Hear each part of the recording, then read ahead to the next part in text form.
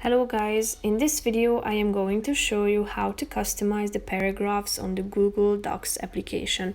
But first I just want to mention, don't forget to subscribe to my channel, because at 10,000 subscribers I am going to show you my whole YouTube revenue statistics and growth strategy, how to make money online. So let's jump into it. First of all, open the application on your phone. Then select the document that you would like to work with and click on it. Then you should tap on this pencil button down below in the right side of the screen.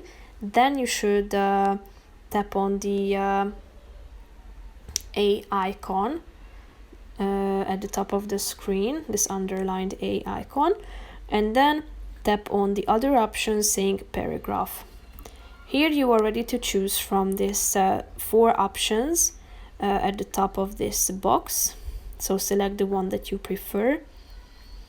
You can also select the line spacing, like size it up and down, and you can select the type of bullet points that you want to use, and also the kind of or the type of numbers that you would like to use by tapping on this other icon.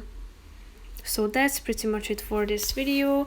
These functions have been updated and added to your document.